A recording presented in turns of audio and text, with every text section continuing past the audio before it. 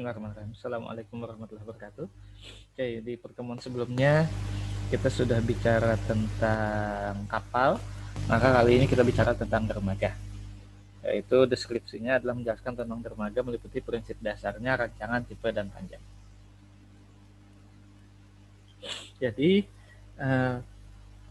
prinsip umumnya peranan dermaga sangat penting karena harus dapat memenuhi semua aktivitas distribusi fisik di pelabuhan, antara lain dermaga berfungsi untuk menaik turunkan penumpang dengan lancar, kemudian berfungsi mengangkut dan membongkar kargo yang terjamin aman dan lancar, kemudian menghubungkan angkutan dari dan ke darat dan dari dan ke laut, kemudian untuk posisinya merapat, menambatkan dan melepaskan kapal. Kemudian sebagai tempat penyimpanan yang efektif juga bisa berfungsi sebagai gudang dan fasilitas yang berhubungan dengan lalu lintas darat.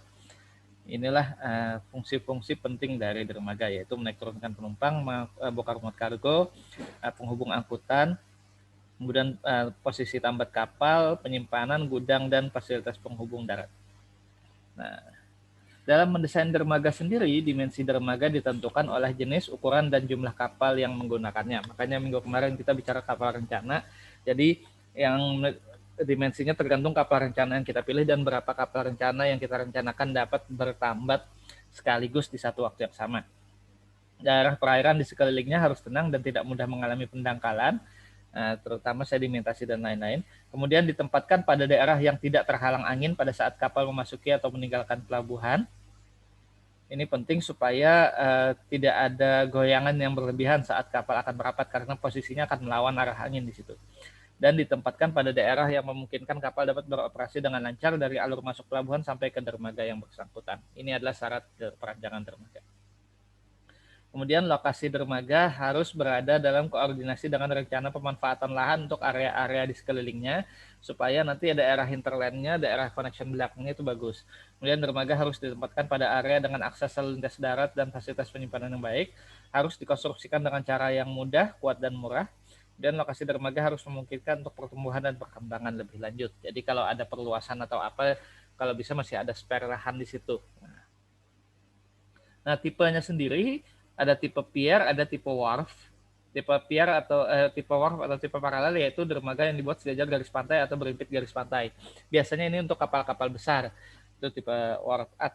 Tipe satunya adalah tipe pier, yaitu dermaga yang dibangun menjorok ke arah laut, tegak lurus atau membentuk sudut terhadap garis pantai. Ini biasa untuk kapal-kapal kecil, kapal nelayan dan lain-lain. Nah, ini contoh paralel.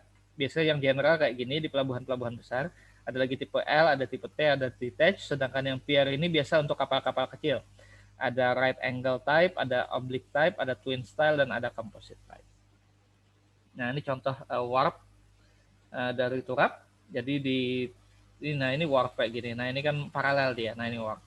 Ini warp yang detached kayak gini. Nah, jadi detached ada bukaan dari bibir pantai. Ini warp yang detached seperti itu.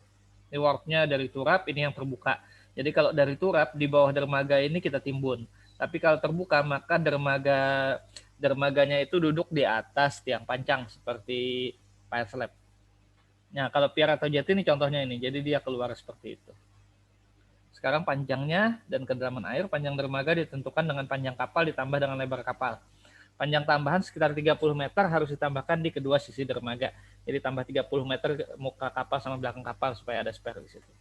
Kemudian kedalaman air ditentukan sama dengan kedalaman kolam pelabuhan. Oke.